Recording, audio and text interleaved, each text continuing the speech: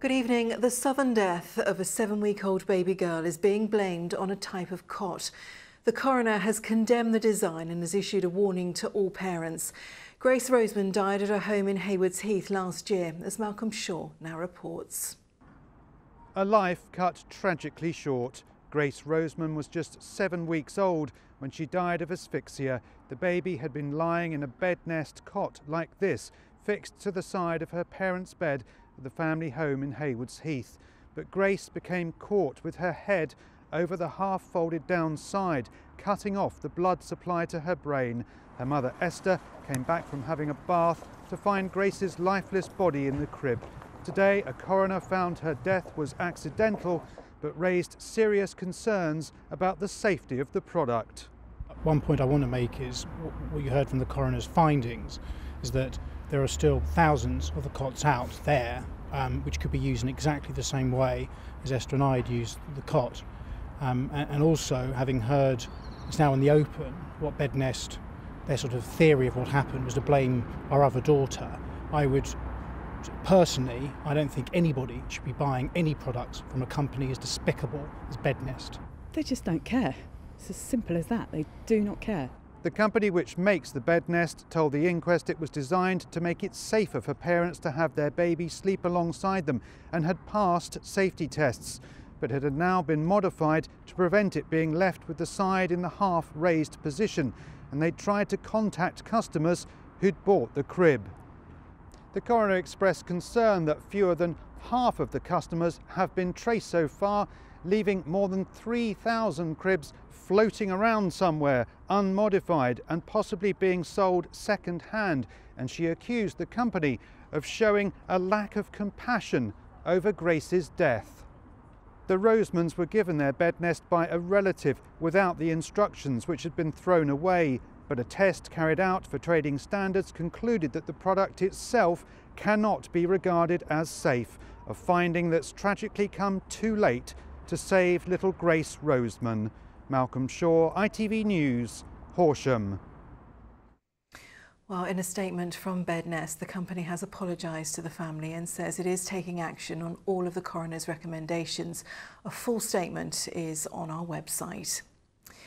In other news tonight, it's just been announced that British Airways cabin crew have voted to strike on Christmas Day and Boxing Day in a dispute over pay. In a separate dispute, more than 1,000 airport staff have called for a 2-day strike just before Christmas. Heathrow, Gatwick, Bournemouth and Southampton will be affected. The union says they are trying to reach a settlement.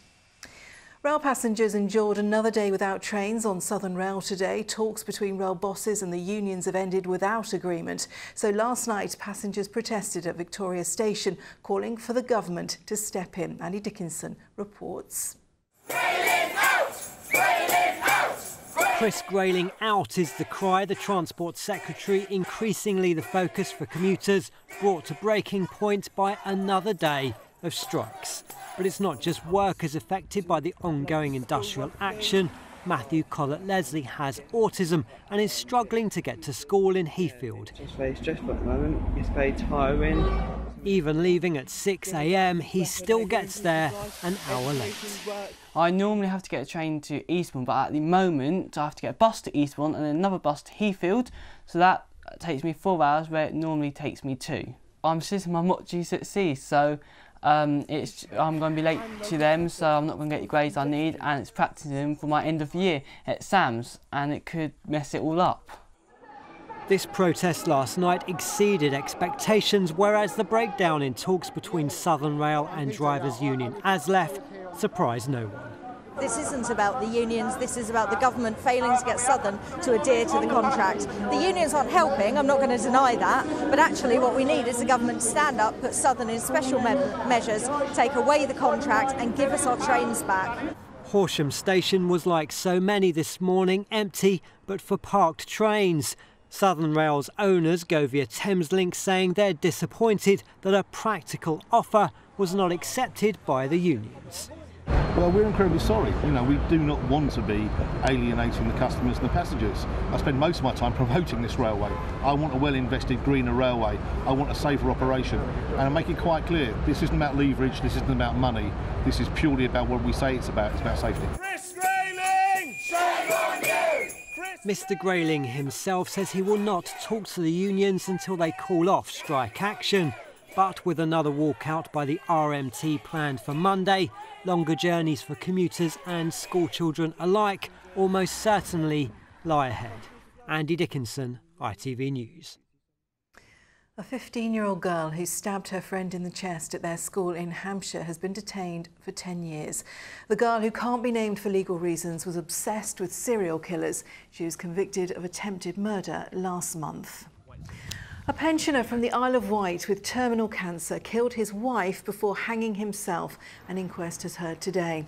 77-year-old John Irwin killed his 83-year-old wife by hitting her over the head with a hammer and then strangling her at their home in Shanklin. A 28-year-old man has been arrested after a woman was sexually assaulted in Bournemouth. The victim, in her 20s, was pushed to the ground and attacked on Boundary Road in Ensbury Park last month. And finally tonight, there's jump racing at Ascot tomorrow, the long walk hurdle, the main feature. Last year it was won by a horse trained in West Dorset by Colin Tizard. So is he as confident this year? Chris Morn has been to find out. They won't break the daily routine even for Christmas. Just after daybreak, the first of the 85 horses trained by Colin Tizard are heading for the gallops. And there's no shortage of quality. When Native River won the Hennessy Gold Cup at Newbury last month, the trainer said he felt as though he had all the toys. And this is the apple of his eye, Q Card. Favourite to repeat his King George VI victory of a year ago at Kempton on Boxing Day. Here's the result of the photo finish for first place. First number 3, Q Card. Bang on his game. I couldn't wish for him to do any better. The nice problem with having all the toys is knowing where to play with them.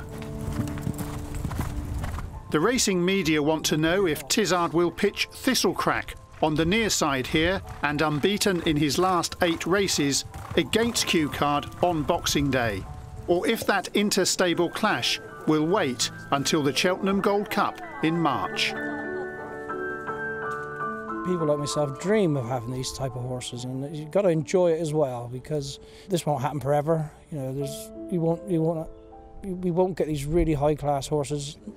Even money won't buy them, I don't think. They just have, for some reason, we've got half a dozen of the best chasers in the country at the moment. The Tizards still run their dairy farm, but these horses have catapulted them up alongside jump racing's elite. They could have 4 leading contenders for the Gold Cup in March. More immediately, it's Christmas, which will mean more work and early starts. What does Christmas mean around the Tizard yard?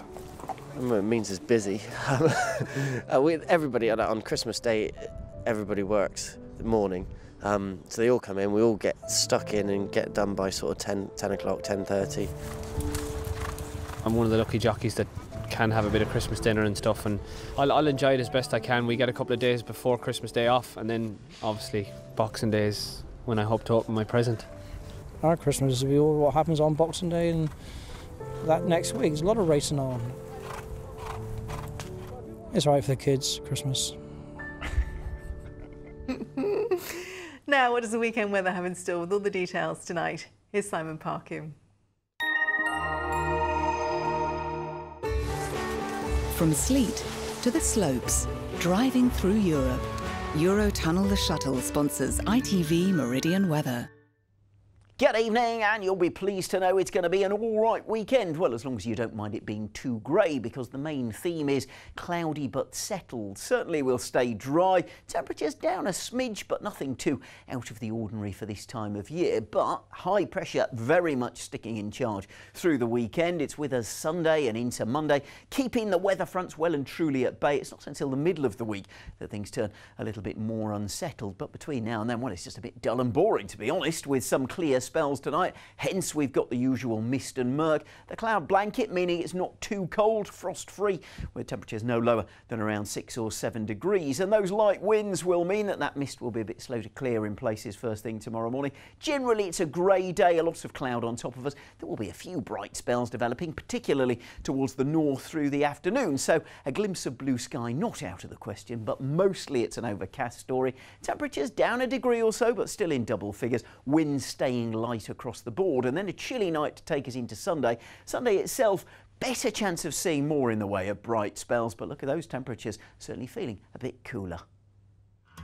Eurotunnel the Shuttle sponsors ITV Meridian weather. And that's all from us. We are back with bulletins throughout the weekend. From me and from all of us here on the late team tonight, good night.